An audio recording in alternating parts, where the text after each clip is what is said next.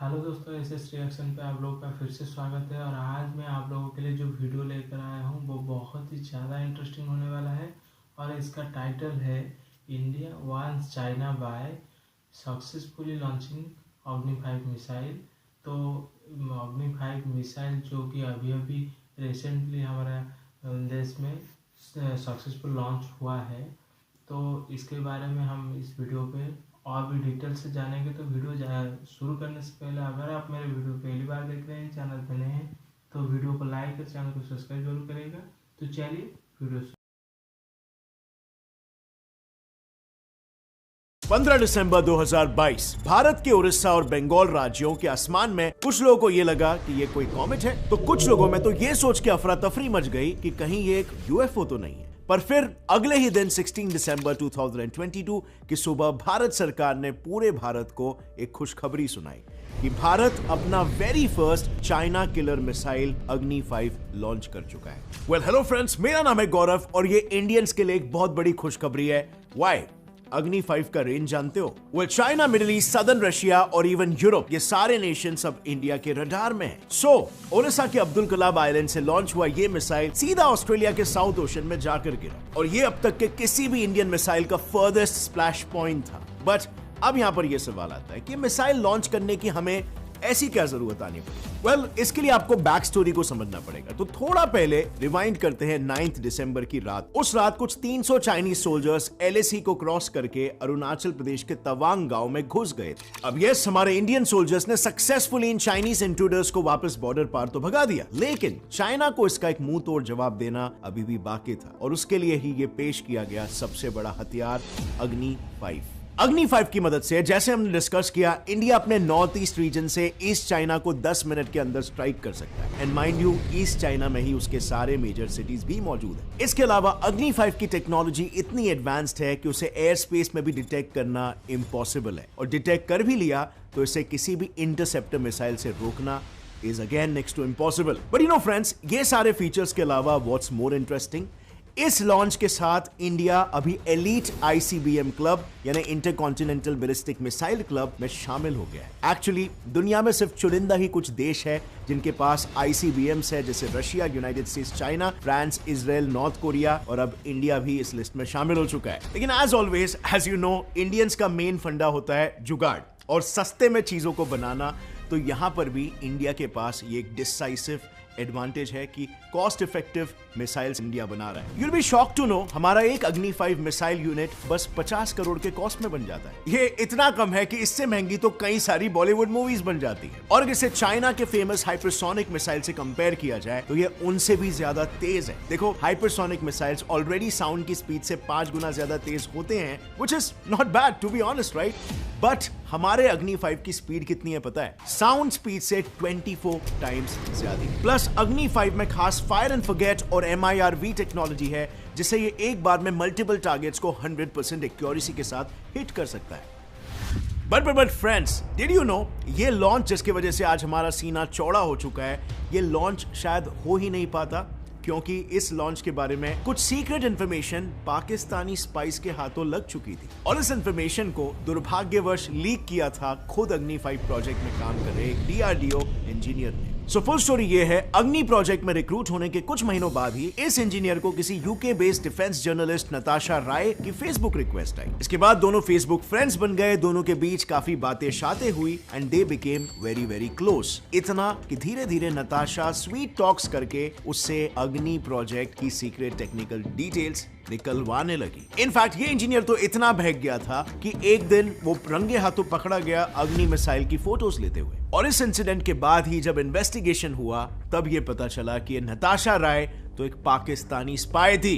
पर इससे एक चीज तो बिल्कुल क्लियर हो गई, पाकिस्तान का अग्नि को लेकर डर। लेकिन एक और एक देश है जो पाकिस्तान से भी ज्यादा डरा हुआ है, और वो कोई और नहीं है बल्कि चाइना। इससे ये बात तो बिल्कुल क्लियर है कि हम किसी पर भी आंख बंद करके विश्वास नहीं कर सकते। इनफैक्ट क्रेडिट कार्ड स्कैम्स को ही ले लो, इसमें इंडिया ग्लोबली 5th रैंक पर आता है। Now let's jump back to the topic friends. हम बात कर रहे थे कैसे पाकिस्तानी स्पाइस अग्नि मिसाइल से इंफॉर्मेशन को निकाल रहे थे। वेल इंटरेस्टिंगली, अग्नि के लॉन्च के टाइम चाइना का स्पाई शिप युआन वांग इंडियन ओशन रीजन में सर्वेलेंस कर रहा था और लॉन्च के पहले जैसे ही इंडिया ने नोटैम यानी नोटिस टू एयरमैन जारी किया, यानी बेसिकली आसपास के कंट्रीज को एक वार्निंग दे दिया कि प्लेन ना उड़ाए, तो वार्निंग जारी होते ही चाइना का ये स्पाई शिप तुरंत यू टर्न लेकर वापस चाइना चला गया। तो यहाँ पर डर काफी एविडेंट है और भय होने के बाद भी चाइना का अग्नि 5 के लॉन्च के बाद जो रिएक्शन है वो काफी फनी है।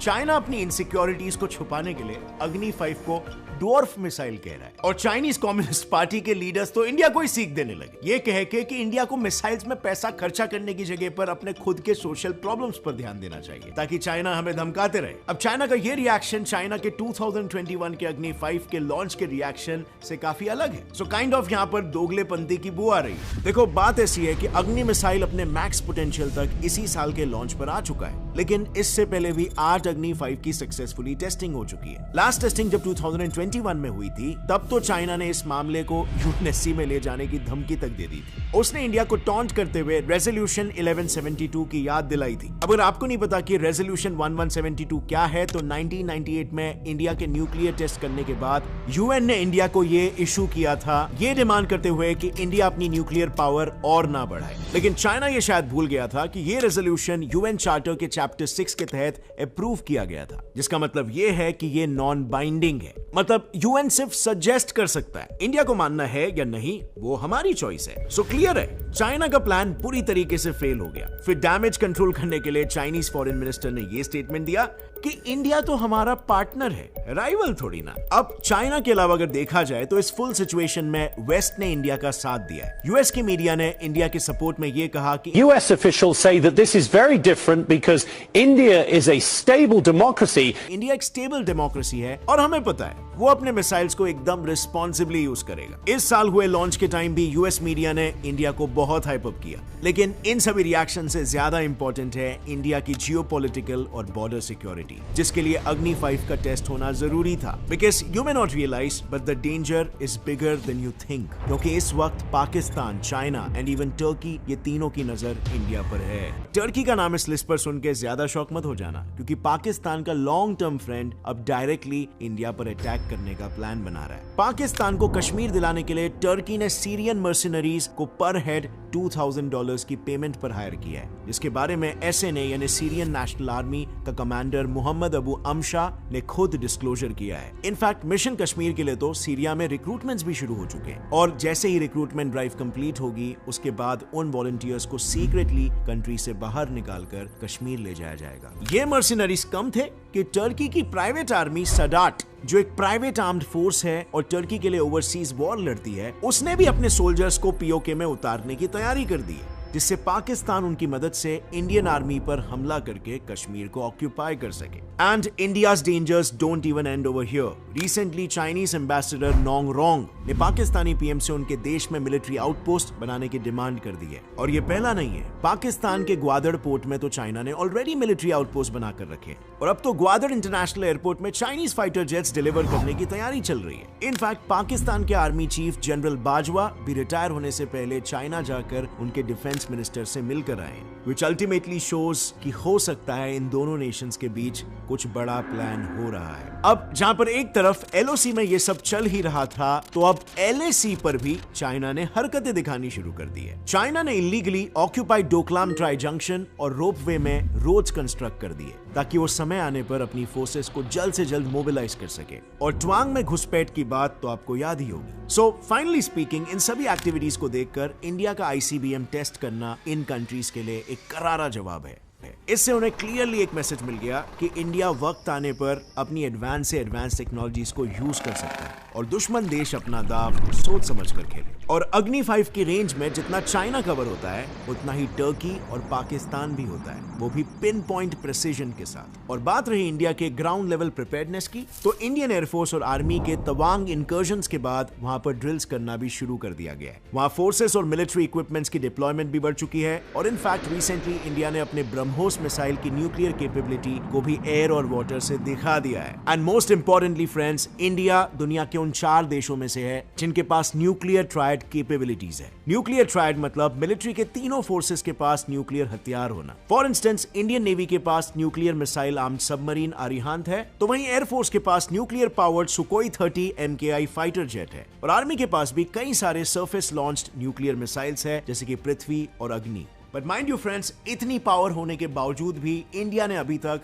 इसका गलत यूज कभी नहीं किया। इनफैक्ट अग्नि 5 के लॉन्च के बाद भी इंडिया के डिफेंस मिनिस्टर ने यही स्टेटमेंट दिया कि हम इस मिसाइल को डेटरेंस के तौर पर ही यूज करेंगे, सिर्फ दूसरों को हमें अटैक करने से डराने के लिए। And as you all know, India Jawaharlal Nehru ji के टाइम से ही नो फर्स्ट यूज वाला पॉलिसी फॉलो करता है और उससे वो कॉम्प्रोमाइज कभी नहीं करेगा। इससे क्लियरली पोर्ट्रे होता है कि इंडिया एक पीस लविंग कंट्री है और this makes other super powers very safe. अब यहां पर बहुत से लोगों का यह कंफ्यूजन होगा कि डिफेंस में इंडिया इतने पैसे क्यों डाल रहा है, व्हाई नॉट इकोनॉमिक डेवलपमेंट में। So let me tell you, budget allocated in defense is tightly related to budget allocated in economic development. And why is that?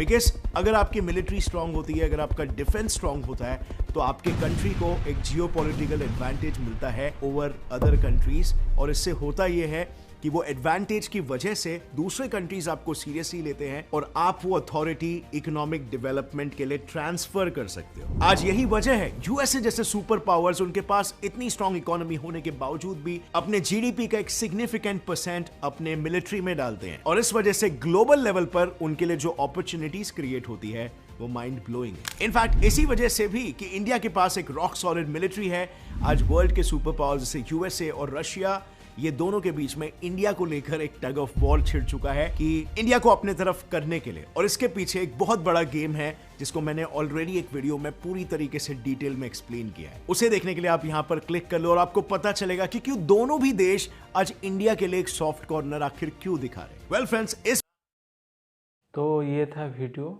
और वीडियो में बहुत ही अच्छे से वीडियो बनाए हैं भाई ने।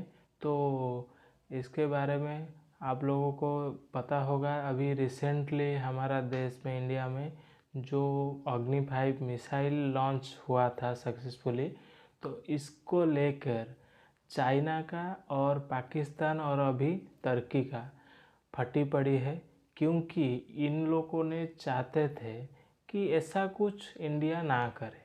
क्योंकि इन्होंने इंडिया को ऐसे ही, जब अभी रिसेंटली जो चाइना ने किया था गलवान घाटी पे घुस के, उसका मतलब आर्मी फोर्स घुस गया था इंडिया के बॉर्डर के अंदर, तो इंडिया का आर्मी ने जिस तरह इसको सबक सिखाया और बाहर भगाया, तो उसके बाद अभी जो चाइना प्लानिंग कर रहा था नेक्स्ट एक्शन के लिए, तो अग्नि 5 लॉन्च हो जाने के बाद उसका पैंट गीली हो गई है। और चाइना का जो शिप था समुद्र में, उसको भी जब अनाउंसमेंट हुआ अग्नि 5 लॉन्च होने वाला है, तब चाइना ने क्या किया, ऑर्डर किया कि जल्दी से जल्दी भाग आओ, नहीं तो इंडिया अग्नि मिसाइल तुम्हारे ऊपर छोड़ देगा। तो उन्होंने भाग लिए। तो इनका तो फटना ही था, फटेगा। और चाइना ने अभी क्या सजेस्ट किया था कि इंडिया को अपनी देश के अंदर जो प्रॉब्लम है उसके लिए इन्वेस्टमेंट करना चाहिए, ना ही कि डिफेंस पर।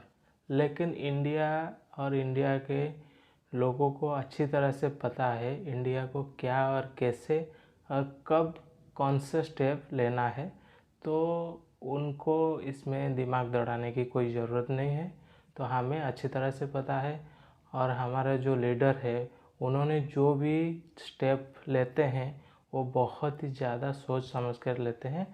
तो ये सब इनका जो फटना था वो तो फटेगा ही।